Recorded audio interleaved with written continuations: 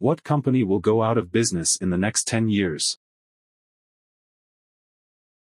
I hope it's Ticketmaster. Never going to happen, but let a guy dream. User replies. Dreaming has a $12.87 fee. User replies. Don't forget the convenience fee for dreaming in your own home. $10. I'll tell you who will still be in business, that Persian rug store with the big ass, going out of business, sign in the window. User replies. It's like the opposite of the Taco Bell next to me. They've had a grand opening sign up for over a month. But the thing is they have been in that spot for at least the last 20 plus years. User replies. Every day is a grand opening if you love your job. Which nobody who works at Taco Bell does. So yeah, I dunno what that is all about. I lost my job there Friday but. Carvana. User replies. I've thought Carvana was on death's door in the past, but there's always some news or article that indicates a revival of sorts. And I hear their ads all the time. Is their downfall real this time? And sorry for your job loss. User replies. Quote, is their downfall real this time? It's a borderline philosophical question. It looks like major car manufacturers like Toyota and Honda still have very low inventory of new vehicles for sale and sales of new cars are still quite high. I would say that Carvana and the likes of it, for example Vroom, skyrocketed when the car shortage was the most dramatic and during the pent-up demand that followed it. And while I quite like the concept, I don't think their business model will survive the drop in demand if car sales slow down. In other words, if manufacturers see the decline in sales, they can employ a lot of tools and use different incentives to offload what they have. Carvana has been well known for massively overpaying for lightly used vehicles to win a market share, and it worked when new similar vehicles were hard to get. If this constraint vanishes, Carvana has a good chance to vanish along with it.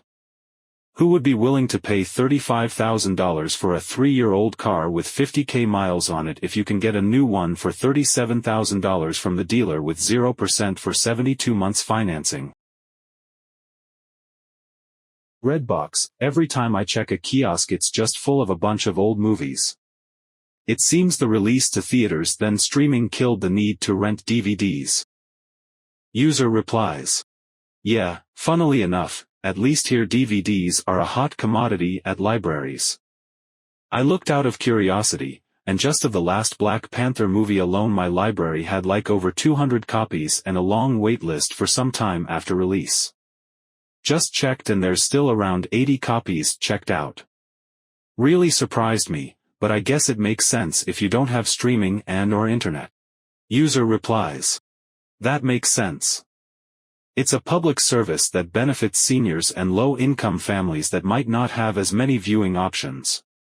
But why anyone would pay $3 to rent a physical copy of The Hangover 3 when you can stream or buy it from a service for $5? Boston Market. User replies. It still exists? User replies. Boston Market is flailing as it faces lawsuits tied to unpaid bills, store closures, and state fines for unpaid wages. User replies. This is so sad. They have the absolute best mac and cheese, mashed potatoes, spinach dip and chicken on demand. I used to go as a kid before my dad left and he'd get the chicken carver. I went to one a few weeks ago and they had no rotisserie chickens lol. What the fuck? They were also using the dining area as storage for straws and napkins. It was just sad. I'd hear the drive-through girls start every transaction with, "We have no rotisserie chicken for the next 2 hours." Netflix's brick-and-mortar stores opening in 2025. User replies. What the fuck? User replies. They're still not gonna sell fucking Blu-rays. It's just that corner of the Target electronics department with all the Stranger Things Funkos but a whole store. User replies. That's a strange corner. I know exactly what you're talking about. Right aid. Already closing a bunch of stores, I could see them all being gone within 10 years. User replies. They filed for bankruptcy last week. We'll try to use that to wipe out some debt. That won't be enough. They will get swooped up by Walgreens or CVS or go entirely out of business. User replies. Walgreens is grossly overpriced. I went there during lunch to get some generic Walgreens brand Zyrtec. $23.99 for 30 pills. What the fuck? At home I have a Costco Kirkland generic Zyrtec. 365 pills for $14.99. Walgreens can kick rocks.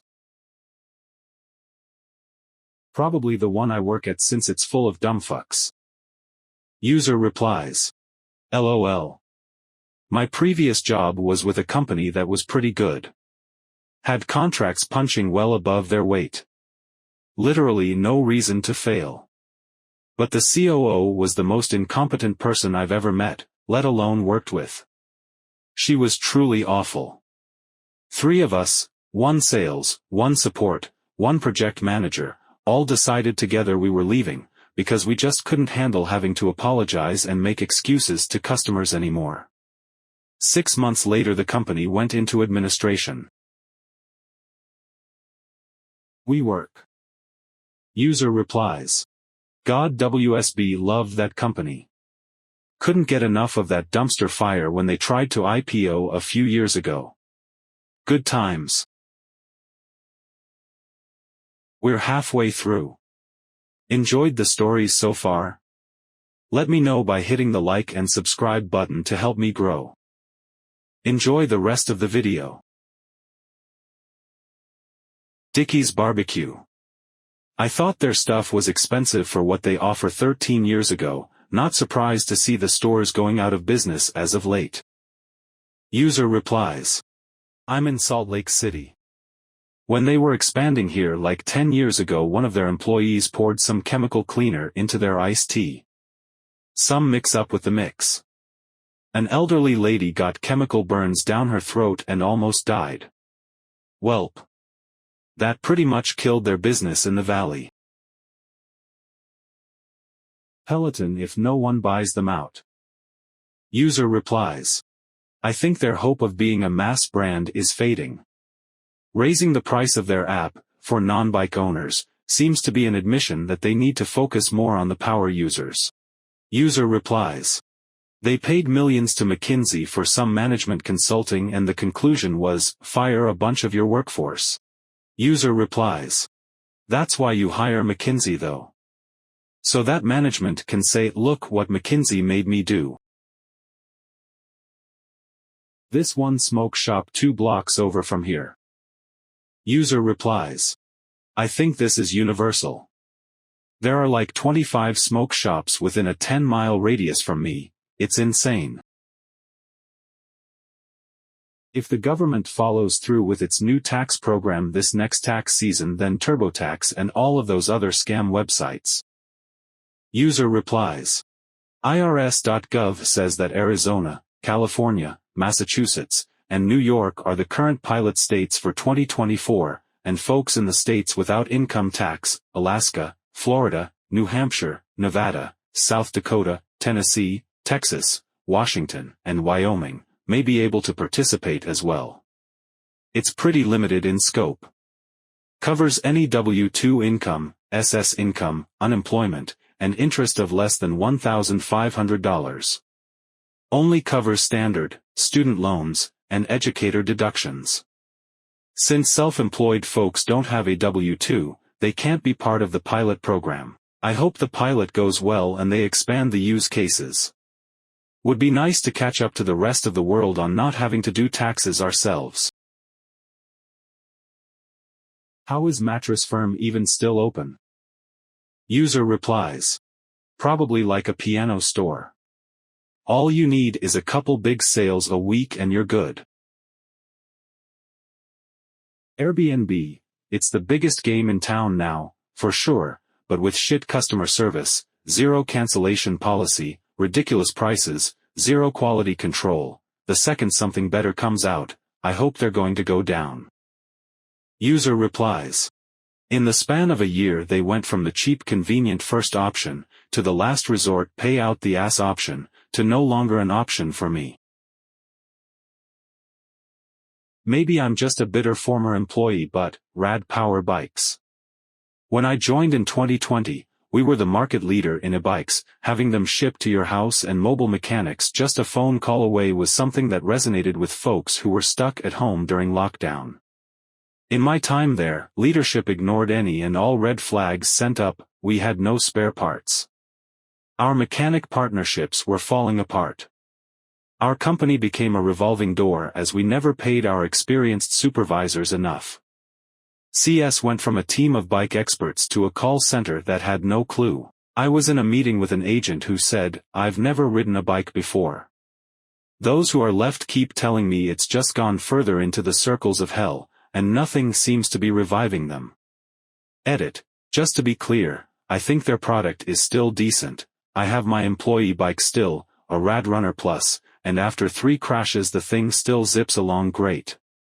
I'm lucky I know my way around it though, since I had to fix the derailleur, brakes, and do some connection fitting. Altogether it is a great bike. The issue is that the company just isn't a good place to work anymore and they have horrible logistics. When the 2 founders were there was a balance. Mike was the head and Ty was the heart. When Ty left, so did any real concern for the care of the employees or culture. I admit I put more resentment to Mike. It turns out in hindsight he was duped by another Mike who was an exec, who made selfish short-term decisions. He made his money and bailed, having left the company far worse for Radenbaugh to clean up. Either way, I saw union busting, gaslighting on safety, and inaction when customers would harass our women agents. A huge amount of their losses were from the brain drain of each layoff or disgruntled employee who had any expertise leaving. This company cemented my belief that employers exist to lie to you and underpay you. I've gone freelance and I've never made more in my life. Most streaming services. At one point you could dump cable, subscribe to Hulu and Netflix and you saved a bundle. Now there's 137 streaming services you have to subscribe to if you want to watch all the latest, hot shows. Streaming might have been profitable at 2% money but not at 8% money. That's why they welcomed the writers and actors strikes. They're trying to cut costs with a chainsaw at this point. Then there's the MLB and NFL. Greedy assholes who want small fortune to watch your favorite team but only in the area of their choosing. I predict much agony in the sports and entertainment businesses in the next 10 years. 5 Guys. 10 years ago, business was booming for them here in Virginia Beach. Every location always packed, all day long. Back then, they had a dozen stores here. Then the prices started going up. Not just a little bit, or after a long time, but significantly, and regularly. I made a comment a few years ago that they were going to price themselves out of business. Now there are only 5 locations here, and they are ghost towns no matter the time of day. A cheeseburger, regular fries, and a 20-ounce Coke. That's fucking insane. They'll be gone way before a decade is up though. They might not make half that. User replies. The one near me still has a magazine hanging pronouncing them the best $5 cheeseburger. User replies. They all do I think and they have to say, awarded in 2006. User replies. 5 Guys was expensive fast food before fast food got expensive. User replies. Full disclosure, I love 5 Guys, but I'll be fucked if I'm gonna spend $25 on a burger, fries and a drink. Probably the Body Shop. What do they even sell? Acute dermatitis? User replies. The Body Shop used to be amazing. Incredibly high-quality products, cruelty-free and ethically sourced ingredients, plus everything smelled amazing. Then they were bought out and went to shit. They redesigned all of their products and they now stink and feel inferior. I'm super sad about this one. User replies. Being totally honest, I kind of have a thing against the body shop. Basically they left the mall here quite a few years ago, and recently came back demanding the corner spot where the chocolate shop was. Body shop had been in and out of the mall quite a few times in the mall's history. The chocolate shop had been in that corner spot since the mall opened in the very early 80s. The mall told the chocolate shop they needed to either move or leave the mall altogether. They had to scrap the beautiful big display case they had because the only other spot was less than half the size. Bob Evans. It's gone downhill hard and their base is dying off/leaving because it's so shitty. Even my grandparents who used to say it was their favorite restaurant don't go anymore. Panera shitty overpriced food. User replies. Just got sued, too, for their 350 milligrams caffeine drink that killed a girl here in Philly. Edit, yes, she had a heart condition. The lawsuit is about labeling and transparency. That's it. Did you enjoy the video? Let me know in the comments. My ultimate goal is to reach 1,000 subscribers by the end of the year and upgrade the narrator voice. So make sure to subscribe. Thanks for watching.